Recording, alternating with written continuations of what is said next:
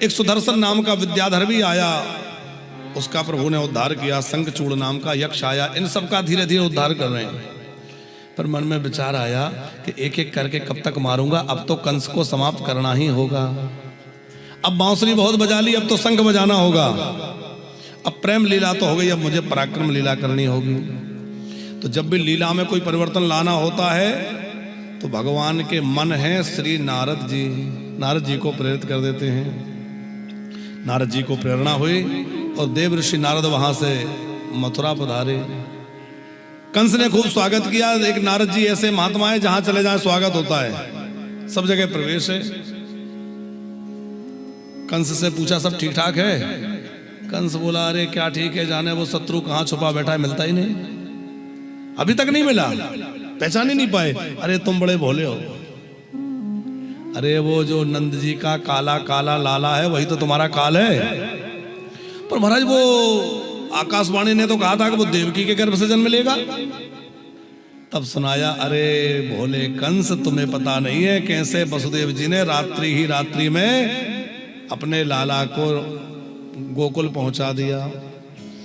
यशोदाया सुतां कन्यां देवक्या कृष्णमेव च रामं च रोहिणी पुत्रं वसुदेवेन बिभ्रता।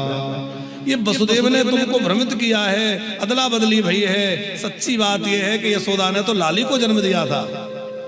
अब तो कंस का क्रोध बहुत बढ़ गया, वसुदेव जी को मारने चला। नारद जी बोले वसुदेव को नहीं, अब तो वासुदेव को पकड़ो।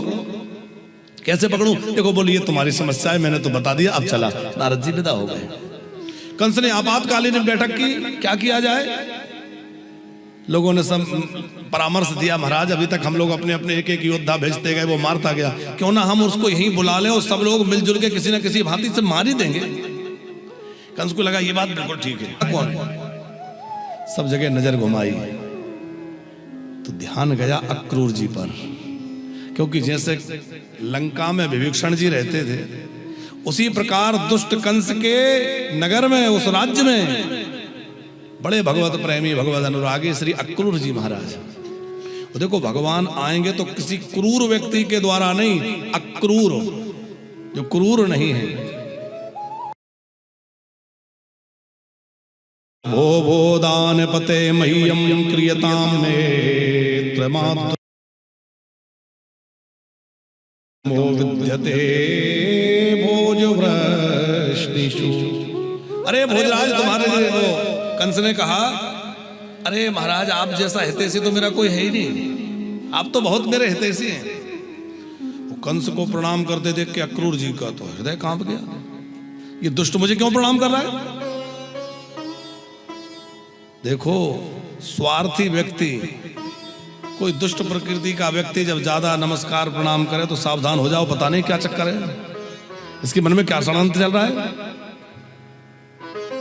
कंस ने कहा तुम तो मेरे बड़े हितैषी हो। अक्रूर जी और डर गए, जाने अभी क्या कराने वाला है। जैसे वो रावण मारीच के पास गया तो बोले अरे मामा जी आप तो मेरे बड़े हितैषी हैं। मारीच घबराया कि जाने ये कहां फंसाएगा। वो आखिर में मारीच को मरना ही पड़ा, पर भगवान के हाथों से मरा तो उद्धार हो गया। उसी प्रकार यह अक्रूर जी महाराज सोच रहे थे पता नहीं ये क्या करेगा। कंस बोला कि तुम्हें वृंदावन जाना है, नंद जी के जो बालक हैं कृष्ण बलराम उनको लेके आना है, मेरा रथ ले जाओ। और जैसे ही सुना तो अक्रूर जी के मन में आनंद की लहरें आ गई। ओहो, जिन प्रभु के दर्शन के लिए मैं व्याकुल हो रहा था उनके दर्शन का सौभाग्य मिलेगा। मेरा कितना बड़ा भाग्य है कि मैं जाकर उन चरणों का दर्शन करूंगा, मेरे भाग्य खुल जाएंगे। पर मैं अपने उस प्रेम को प्रकट कर दूंगा तो ये दुष्ट है, जाने क्या करेगा, छुपा रखा। अब उधर रात्रि भर उस रथ को सजाते रहे, इसमें बैठ के मेरे प्रभु आएंगे, कृष्ण बलराम पधारेंगे। बड़े भोर में अक्रूर जी रथ लेकर के चले हैं मथुरा से वृंदावन की ओर। और जैसे ही रथ लेकर के वृंदावन की भूमि में प्रवेश किया है, कोमल कोमल बालू में श्याम सुंदर के चरण चिन्ह बने हुए हैं। उन चरण चिन्हों को देख करके रथ से कूद पड़े। जिस भूमि में मेरे श्याम सुंदर नंगे पैर चलते मैं उसमें रथ पे बैठ के जाऊं। भरतलाल जी कहते हैं सेवक का धर्म क्या है, और सिर बल जाऊं उचित अस मोरा, और सबसे सेवक धर्म कठोरा। अरे जहां भगवान नंगे पैर चलते वहां तो मैं सिर के बल जाऊं। उस धूल को उठा के सिर पे लगा रहे हैं, उस धूल में लोट लगा रहे हैं। अक्रूर जी इतने भाव विह्वल हो गए कि भाव में गोता लगाते भाई सवेरे से शाम हो गई, और संध्या के काल में जैसे ही उन्होंने वृंदावन में प्रवेश किया, तापड़िया जी श्री कृष्ण और बलराम गैया चरा के लौट रहे हैं। अक्रूर जी के मन में भय लगा था कि कहीं ऐसा ना हो कृष्ण मुझे देखकर भाग जाएं, कहीं छुप जाएं, मुझसे मिलेंगे कि नहीं मिलेंगे। कई कल्पनाएं हो रही थी क्योंकि मैं तो दुष्ट का सहायक हूं। पर जैसे ही श्री कृष्ण ने देखा, ददर्श कृष्णम रामम चा ब्रजे गोदोहनम गतौ पीत नीलांबरधरौ सरदम्बोरुहे क्षणौ। श्री बलराम जी नीला वस्त्र पहने हैं, नीलांबर। श्री कृष्ण पीतांबर पहने हुए हैं, बड़ी शोभा हो रही है, गायों के पीछे पीछे चले आ रहे हैं। और जैसे ही देखा, ओहो चाचा जी आए, चाचा जी आए, श्री कृष्ण साष्टांग प्रणाम कर रहे हैं। अक्रूर जी की तो आंखों से अश्रु के पनारे निकल पड़े। वाह मेरे प्रभु, आप मेरे जैसे दुष्ट को चाचा जी कह रहे हैं, इतना आदर दे रहे हैं, मुझे प्रणाम कर रहे हैं। अक्रूर जी ने सारी बात कही। इस समय कंस की योजना बढ़िया नहीं है, उसके बुलाने का उद्देश्य भी ठीक नहीं है। श्री कृष्ण बोले, चाचा जी ये सब बातें किसी और से मत कहना, नहीं तो मैं जा नहीं पाऊंगा। अब कंस का समय आ गया, या बिल्कुल मत घबराइए, अब मुझे ले चलिए। तब तक तो नंद बाबा को समाचार मिल गया, अक्रूर जी आए। दौड़कर नंद बाबा आए, अक्रूर जी को नमस्कार किया, आतिथ्य करते हुए महल में ले गए। आइए आइए, बड़ी कृपा करी, स्वागत किया, भोजन कराया, और आने का कारण पूछा, कोई विशेष प्रयोजन हो तो आज्ञा करिए। तब अक्रूर जी ने सारी बात कही, बहुत बड़ा धनुष यज्ञ है, आपको बुलाया है, आपके बच्चों के लिए रथ भेजा है। अब नंद बाबा इतने भोले हैं कि वो कुछ समझे नहीं, वो ये समझे कि हम हर वर्ष कर भेजते हैं, इसलिए कंस ने हमारे लिए बच्चों के लिए रथ भेजा है। पर एक मां का हृदय, यशोदा जी का हृदय कांप उठा जैसे ही पता चला कि लाला को कोई लेने आया है। मैं लाला को कहीं नहीं भेजूंगी, मैं नहीं जाने दूंगी। नंद जी को समझा रही है, आप बावरे हो गए, हमें बुढ़ापे में लाला का दर्शन हुआ है, और लाला चला जाएगा, हम किसके सहारे रहेंगे। जब गैयाओं से लौटने में कृष्ण को देर हो जाती है तो आप कैसे परेशान हो जाते हैं। जब कृष्ण गायों से लौटने में थोड़ा भी विलंब हो जाए तो आप परेशान हो जाते हैं, और जब कृष्ण कहीं दूर चला जाएगा हम उसके बिना कैसे रहेंगे। थोड़ी देर कन्हैया नजर ना आए तो मेरा हृदय फटा जाता है। क्या उस कृष्ण के दर्शन के बिना हम लोग रह पाएंगे। नंद बाबा बोले, बाबरी कोई हमेशा के लिए जा रहा है क्या। अरे ये तो कोई 2-4 दिन के लिए जा रहे हैं, दर्शन करेंगे, घूमेंगे, अब बड़ा हो गया है, लाला को जाने दो। पर माँ का हृदय देखो, माँ का हृदय ऐसा होता है कि बच्चा 1000 किलोमीटर दूर भी हो और बच्चे पे कोई संकट आएगा तो माँ के हृदय को अनुभव हो जाएगा, मेरे बेटा किसी परेशानी में है, कुछ बात है, आज बार बार मेरा दिल घबरा रहा है, निश्चित कोई बात होगी। ये माँ के हृदय की बात है। नंद बाबा बहुत समझा करके विश्राम में गए, पर श्री कृष्ण ने आकर देखा कि आज मैया सेज पर नहीं है। कहां गई मैया। खोजते हुए जब बाहर निकले तो देखा एक खंबे का सहारा लेकर यशोदा मैया बैठी है, आंसू बहा रही है, झर झर झर आंसू गिर रहे हैं, आंसू गिर रहे हैं। श्री कृष्ण ने गलवैया डाल दी, मैया ओ मोरी मैया, अरे मैया। वो अपने लालन को हृदय से लगा लिया। लालन क्या तू मुझे छोड़कर चला जाएगा बेटा। इतना सुनते ही श्री कृष्ण बोले, मैया मुझे जाने दो, देखो मैं लौट कर आऊंगा। और जैसे ही कहा ना लौट कर आऊंगा, तो बाबरी यशोदा ये पूछना भूल गई कि लौट कर कब आएगा। ये नहीं पूछ पाई। मेरे लाला ने कहा है मैं लौट कर आऊंगा तो वो आएगा। अब मैया तो अपने लाला की यात्रा की तैयारी कर रही है। धीरे धीरे सारे ब्रजमंडल में ये बात फैल गई। सारे वृंदावन की गोपियां नंद जी के द्वार पर आकर के आपस में बातचीत करने लगी। एक बोली, सुना है कोई मथुरा से आया है हमारे श्याम सुंदर को लेने। दूसरी बोली, नाम तो अक्रूर है पर कितना दुष्ट है, कितना क्रूर है, जो हमारे प्राण धन को हमसे छीन के ले जा रहा है। एक बोली उस अक्रूर का कोई दोष नहीं है, विधाता का दोष है। विधाता पहले तो लोगों को मिला देता है और प्रेम कराता है, और जब परस्पर प्रेम हो जाता है तो बिछो करा देता है। जैसे नदी में बहते हुए दो तिनके मिल जाते हैं और पानी के प्रवाह से दोनों अलग हो जाते हैं, ऐसी विधाता का खेल है। एक बोली कि इसमें विधाता का दोष है ना अक्रूर का दोष है, सारा दोष हमारे कन्हैया का है। बड़ी मीठी मीठी बातें करता था, कितना प्यारा बोलता था, और क्या आज हमें छोड़ के जा रहा है? क्या उसको हमारी जरा भी परवाह नहीं है? हम उसके बिना कैसे रहेंगे? एक बोली सुनो, अब तो ऐसा कुछ करो कि सवेरा ना हो, क्योंकि सवेरा होते ही श्याम सुंदर चले जाएंगे। एक बोली बाबरी, ऐसा कैसे संभव है? सवेरा तो होने ही वाला है। बातचीत करते करते कब रात्रि व्यतीत हो गई, भोर होने लगी। वृद्धा गोपियों के दधि मंथन का शब्द, पक्षियों का कलरव इस बात का द्योतक है कि अब भोर होने वाली है। गोपियों की अधीरता और बढ़ रही है, आंखों से झरझर आंसू बह रहे हैं, रो रही हैं, कैसे रहेंगे उसके बिना। जब वो गाय चराने जाता है तो हमें ऐसा लगता है कि अब हमारे प्राण चले जाएंगे, और जब वो हमेशा के लिए जाएगा तो हम कैसे रहेंगे? एक बोली सुनो, हम तो रथ के आगे लेट जाएंगे, प्राण त्याग देंगे, क्योंकि उसके बिना जीकर करेंगे भी क्या। सब गोपियां आपस में बातचीत कर रही हैं। तब तक श्री कृष्ण और बलराम रथ पर बैठ करके महल से निकले। जैसे रथ बाहर आया तो देखा इतनी सारी गोपियां रथ रोककर, रास्ता रोककर खड़ी हैं। श्री कृष्ण ने बहुत कहा हमें जाने दो। गोपियां बोली हम रोक कहां रहे हैं, जाना है आप जाइए, पर आप अपना रथ हमारे ऊपर से निकाल ले जाइए ताकि हमारे प्राण चले जाएं। जाओ, हम रोकेंगे नहीं। अब तो श्री कृष्ण परेशान हो गए, मैं क्या करूं, इन गोपियों के प्रेम को लांघ कर कैसे जाऊं। श्री कृष्ण धीरे से रथ से उतरे और राधा जी एक किनारे बैठी हुई उनके पास पहुंचे और जाकर के कहने लगे, स्वामिनी राधे, तुम तो जानती हो कि पृथ्वी पर असुर बहुत बढ़ गए हैं। देखो मेरे अवतार का मुख्य प्रयोजन प्रेम लीला करना है, पर अब मुझे पराक्रम भी करना होगा। अब मुझे दुष्टों का संहार करना होगा, मुझे जाने दो।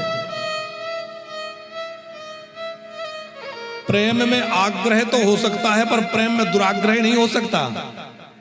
राधा जी ने जैसे ही सुना कि हमारे श्याम सुंदर जाना चाहते हैं, बोले पधारिए, हम रोकेंगे नहीं। देखो प्रेम में कोई जबरदस्ती अपना आग्रह थोपे, वो प्रेम नहीं है। प्रेम का लक्षण क्या है? देव ऋषि नारद अपने भक्ति सूत्र में कहते हैं, गुण रहितम कामना रहितम प्रतिक्षण वर्धमानम इति प्रेम लक्षणम। जिसमें कोई कामना ना हो, कोई इच्छा ना हो, कोई मांग ना हो, वो प्रेम है। और स्वसुख की गंध भी जहां ना हो। राधा जी कहती है हम करोड़ों वर्ष तुम्हारी प्रतीक्षा कर लेंगे, हम तुम्हारा वियोग सहन कर लेंगे, पर हम तुम्हें दुखी नहीं करेंगे। यदि तुम्हें जाने में प्रसन्नता है तो बिल्कुल चले जाइए। यही प्रेम, यही आदर्श भरत जी का है। तापड़िया जी जिस समय श्री भरतलाल जी चित्रकूट पहुंचे, राम जी भरत जी के प्रेम के सामने परास्त हो गए। और राम जी ने कहा, भैया भरत, अब तुम जो कहोगे मैं वही करूंगा। तुम कहोगे तो मैं लौट चलूंगा, तुम कहो मैं मुझे क्या करना है। और सब लोगों ने निर्णय भरत पर छोड़ दिया। जनक जी भी कहते हैं जो भरत कहें वही करो। वशिष्ठ जी कहते हैं जो भरत कहेगा वही इस समय सारे शास्त्रों का निचोड़ होगा। लेकिन भरत जी ने क्या कहा? जेहि विधि होहि,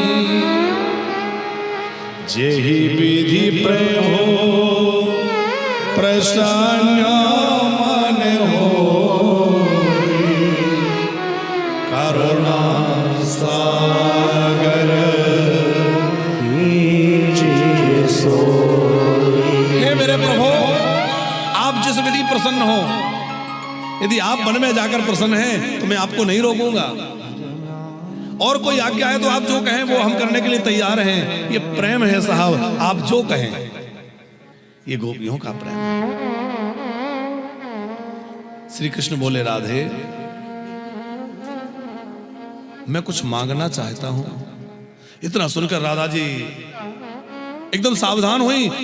मांगिए मांगिए, क्या चाहते हैं, मैं क्या दे सकती हूं आपको। श्री कृष्ण बोले, और कुछ नहीं, मैं ये मांगना चाहता हूं कि मेरे जाने के बाद आंसू मत बहाना। इतना सुनते ही राधा जी बड़ी गंभीर हो गई, क्योंकि आपके जाने के बाद इन आंसुओं के बारों से ही तो आगे का जीवन चलता। और कोई बात नहीं है, राजी तेरी रजा में, तुम खुश रहो। अपनी बांसुरी निकाल कर राधा जी के हाथ में रख दी और कहा, हे स्वामिनी जी, जब भी मेरी बहुत अधिक याद आए तो इस बांसुरी को बजाना, मैं तुम्हारे पास में आ जाऊंगा। राधा जी से कहा कि अब गोपियों से कहो रास्ता छोड़ दें। राधा जी ने गोपियों को इशारा किया कि रास्ता से हट जाओ, और राधा जी की आज्ञा मान के सब गोपियां रास्ता से अलग हो गई। गोपियां रास्ते से अलग हुई और श्याम सुंदर रथारूढ़ हुए। धीरे धीरे रथ आगे बढ़ा, गोपियां पीछे भागने लगी, ठोकर लग के गिर जाती हैं, फिर उठ के चलने लगती हैं। रथ अभी कुछ दूर पहुंचा था कि किसी सेवक ने कहा कि पीछे से भागती हुई मैया यशोदा आ रही है। जैसे अपनी मैया का नाम सुना, श्री कृष्ण ने रथ रुकवाया, नीचे उतरे और देखा कि बावरी होकर के हड़बड़ी सी यशोदा, लाला लाला मेरे कन्हैया मत जा, मेरे लाला, भाग रही है। यशोदा के एक हाथ में माखन रोटी है, एक हाथ में आरती का थाल है। कन्हैया ने कहा, मैया तुम इतना रोगी तो मैं कैसे जा पाऊंगा, मैया मुझे जाने दो।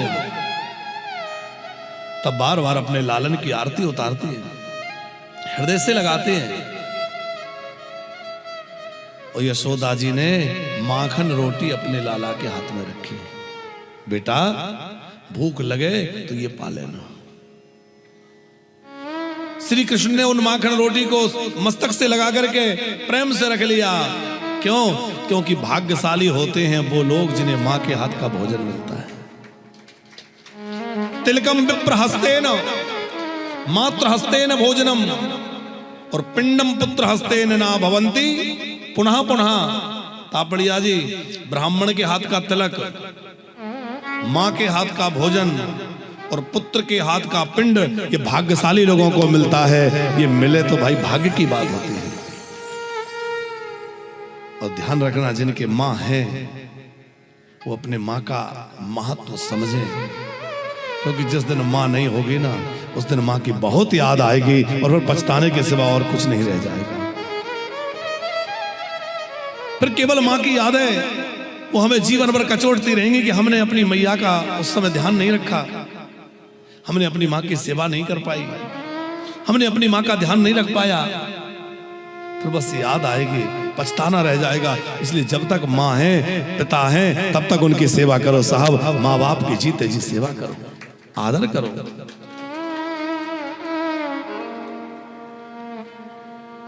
यहां जो कथा चल रही है, हमारे श्री नंदलाल तापड़िया जी, आपके मन में कथा की इच्छा थी, आप कथा का संकल्प लेकर आगे बढ़े, लेकिन उस संकल्प को कितने सुंदर ढंग से पूरा कराना है, हमें देखकर बड़ी प्रसन्नता होती है। हमारे राजन जी और भैया विक्रम दोनों कितने भाव से लगे हुए हैं कि हमारे पिताजी का संकल्प बढ़िया से बढ़िया पूर्ण होना चाहिए, कोई कसर नहीं रहना चाहिए इस उत्सव में। वो आज भव्य व्यवस्था, किसी की प्रशंसा करना हमारा स्वभाव नहीं है, लेकिन जो माँ बाप की सेवा करते हैं और माँ बाप की भावनाओं का आदर करते हैं, ऐसे लोगों पे हमें गर्व होता है साहब। जो माँ बाप की भावनाओं का आदर करें, गर्व होता है। क्योंकि आज सबसे ज्यादा उपेक्षित, सबसे ज्यादा दुखी और सबसे ज्यादा तिरस्कार का कोई पात्र बन रहा है तो वो बुजुर्ग। बुढ़ापे में लोगों की जो दशा हो रही है वो बड़ी दयनीय है। तापड़िया जी लोग अपनी माताओं को ला करके वृंदावन में घुमाने के बहाने लाते हैं, रोड पे छोड़ जाते हैं। अब तुम्हें जहां मर्जी वहां जाना, जहां मर्जी वहां रहना, हम नहीं रख सकते, जाओ, हमारा पीछा छोड़ो। ऐसे कह के लोग छोड़ जाते हैं। आश्चर्य होता है, ऐसे को क्यों जन्म दे करके तुमने अपना जीवन बर्बाद किया? ऐसे बच्चों को जन्म ही क्यों दिया? धन्य है वो लोग जो अपने माँ बाप की सेवा में लगे हैं। श्री कृष्ण ने यशोदा मैया के उस माखन रोटी को हृदय से लगा लिया। उस समय यशोदा जी ने एक बात कही, कन्हैया कुछ मांगना चाहती हूं, देगा? कन्हैया बोले हाँ मांगो मांगो, क्या चाहती हो? यशोदा जी बोली बस और कुछ नहीं चाहती, इतना चाहती हूं कि मैंने एक दिन तुझे ऊखल से बांध दिया था, ये बात तू भूल जाना। तेरी इस पागल मैया ने एक दिन तुझे ऊखल से बांध दिया था। और श्री कृष्ण भी अपने आंसुओं को रोक ना पाए। आज श्री कृष्ण के नेत्र भी सजल हो गए और कहा, मैया मैं सब कुछ भूल सकता हूं, पर तेरे इस बंधन को कभी नहीं भूल सकता, क्योंकि मुझे और कोई नहीं बांध सका। यदि मुझे किसी ने बांध पाया है तो तुम्हारे प्रेम ने बांध पाया है। आज तक मुझे और कोई नहीं बांध पाया, पर यदि किसी ने बांधा है तो तुम्हारे प्रेम ने बांधा है। और फिर बार बार अपने मैया को हृदय से लगाया है, मैया के चरण छुए हैं, मैया को ढाढ़स बंधाया है। श्री कृष्ण बलराम रथ में बैठ गए हैं, मैया यशोदा पीछे भागती है, कभी गिर जाती है, कभी उठती है। मेरे लाला कन्हैया मत जा मत जा, कि छोड़े चले आज कृष्ण बलराम, बिरज को छोड़ चले, मोड़ चले आज कृष्ण बलराम, बिरज को छोड़ चले। जैसे बछड़ा खो जाने पर रोया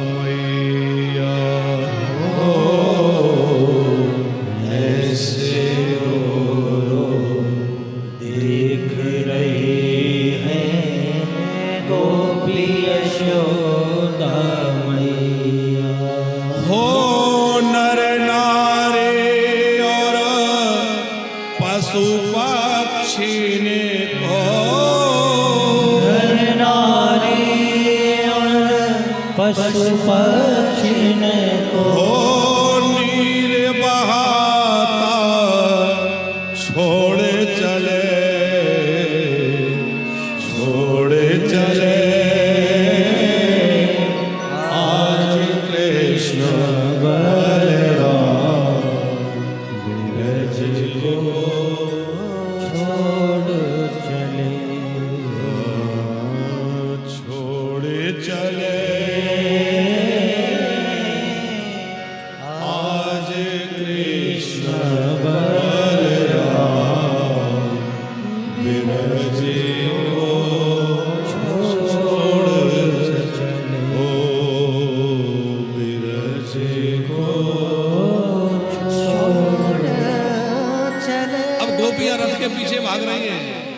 रथ बहुत दूर निकल गया तो अब रथ नहीं दिख रहा, उसकी ध्वजा देख रही है। और जब ध्वजा भी दिखना बंद हो गई तो रथ की उड़ती हुई धूल उसको प्रणाम कर रही है। अक्रूर जी के मन में बड़ी चिंता थी कि मैंने ये क्या किया, ये बुरा किया।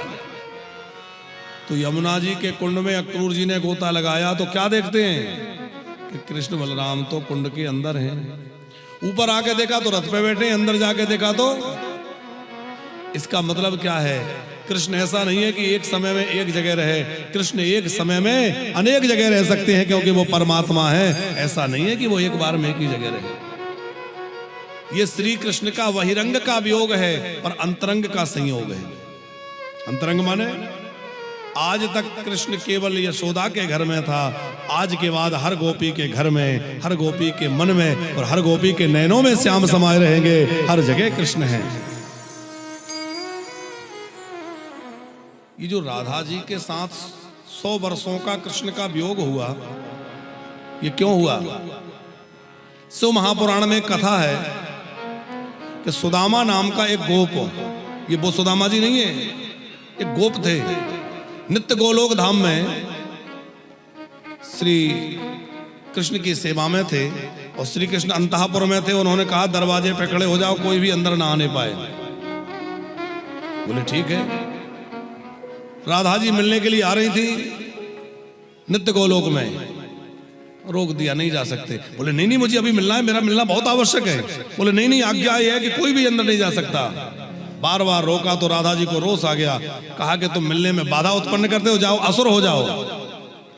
सुदामा गोप ने कहा मैं तो अपना कर्तव्य निभा रहा था, तुमने मुझे श्राप देकर ठीक नहीं किया, मैं भी तुम्हें श्राप देता हूं कि तुम्हें मिलने की इतनी जल्दी है तो तुम्हें 100 वर्षों तक कृष्ण का वियोग सहना पड़ेगा।